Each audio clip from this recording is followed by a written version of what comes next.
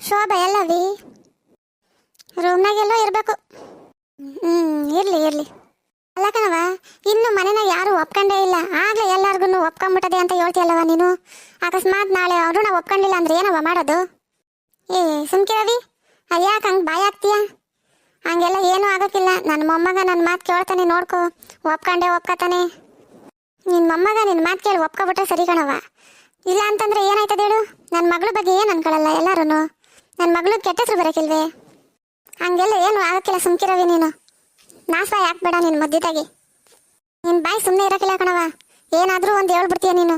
ಒಂಚೂರು ಗುಟ್ನಿಲ್ಲಲ್ಲ ನಿನ್ನ ಬಾಯಾಗೆ, ಎಲ್ಲನೂ ಒದ್ರು ಬಿಡ್ತೀಯ ಎಲ್ಲರ ಮುಂದೆನು. ನಾನಿದ್ದೀನಿ, ಸುಮ್ಕಿರವಿ, ಎದ್ರು ಬೇಡ. ಈ ಅದ್ರಕ್ಕೆ ಅಲ್ಲ ಕಣವ, ನನ್ನ ಮಗಳು ಮುಖನೇ ನೋಡೋಕ್ಕಿಲ್ಲ. ಅವನು ಬಂದಾಗ್ಲಿಂದ ನೋಡ್ತಾ ಇದ್ದೀನಿ. ಬಂದು 2 ದಿನ ಆಗದೆ, ನನ್ನ ಮಗಳು ತಾವು ಒಂದು ಮಾತಾಡಲಿಲ್ಲ. ನಾವು ಬಂದಾಗ್ಲಿಂದ ಸರಿಯಾಗಿ ಮನೆಗೆ ಬತ್ತಿಲ್ಲ ಅಂತೀಯ. ತಿರ್ಗಾ ನಾನು ಒಪ್ಪಿಸ್ತೀನಿ ಅಂತೀಯ. ಹೆಂಗವ ಇದು? ಏ ಲಕ್ಷ್ಮಿ, ಅರುಣ ಕಿರಣು ನಂಗಲ್ಲ ಕಣವ. ಕಿರಣ ಆದರೆ ಪಟ ಅಂತ ಮಾತಾಡ್ತಾನೆ, ಮನ್ಸಾಗಿ ಏನೂ ಇಟ್ಕೊಳಕ್ಕಿಲ್ಲ. ಆದರೆ ಅರುಣ ಹಂಗಲ್ಲ. ದೊಡ್ಡವರು ಚಿಕ್ಕವರು ಅನ್ನೋ ಭಯ ಅದೇ. ದೊಡ್ಡವ್ರ ಮಾತಿಗೆ ಬೆಲೆ ಕೊಡ್ತಾನೆ. ಅವನು ನನ್ನ ಮಾತು ಕೇಳ್ತಾನೆ ಅನ್ನೋ ನಂಬಿಕೆ ನಂಗದೆ. ಹೊಸಿ ಇರು. ಏನಪ್ಪ, ನಾವು ಬಂದಾಗ್ಲಿಂದನೂ ನೋಡ್ತಾನೆ ಇದ್ದೀವಿ. ಯಾಕೋ ಇವನು ನೋಡಿದ್ರೆ ಒಪ್ಕೊಳಂಗೆ ಕಾಣಿಸ್ತಾ ಇಲ್ಲ.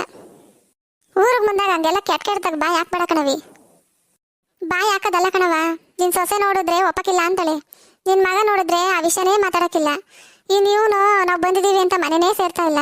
ಇದೆಲ್ಲ ನೋಡಿದ್ರೆ ಏನು ಅನ್ನಿಸ್ತದೆ ಹೇಳು? ಇರ್ಲಿ ಇರ್ಲಿ, ಟೈಮ್ ಬರ್ತದೆ, ಸುಮ್ಮನಿರು. ಎಲ್ಲ ಸರೋಯ್ತದೆ. ಏನು ಸರೋತದು? ಅದೇನು ಮಾಡ್ತೀಯೋ? ಮಾಡ್ತೀನಿ ಅಂತೀಯ.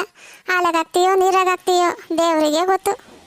ಹಂಗಲ್ಲ ಕಣಮ್ಮಿ, ಅವತ್ತು ನಿಮ್ಮ ಅಣ್ಣ ಏನು ಮಾತು ಕೇಳಿ ಅವ್ನು ಹೇಳ್ದವನ್ನೇ ನಿನ್ನ ಮದುವೆ ಆಗಿದ್ದಿದ್ರೆ ಇವತ್ತು ಈ ಪರಿಸ್ಥಿತಿ ಬತ್ತಿತ್ತಾ? ಅವನ್ನೋ ಕೆಲ್ಸಕ್ಕೆ ಬಾರ್ದವನ್ನೋ ಕಟ್ಕೊಂಡೆ. ಅವನು 3 ಕಾಸಿನವನು. ನೆಟ್ಟಿಗೆ ತಂದಾಕಲ್ಲ, ಏನೂ ಇಲ್ಲ. ಅವ್ನು ಕಟ್ಕೊಂಡು ಸಾಯ್ತಾ ಇದ್ದೀಯ.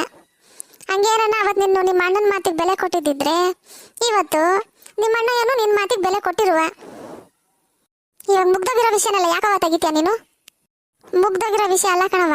ನಾವು ಯಾವತ್ತೋ ಮಾಡಿರೋ ತಪ್ಪು ಇನ್ಯಾವತ್ತೋ ನಮಗೆ ಬಂದು ಸುತ್ಕತ್ತದೆ ಅನ್ನೋದಕ್ಕೆ ಇದೇ ಉದಾಹರಣೆ, ತಿಳ್ಕೊ.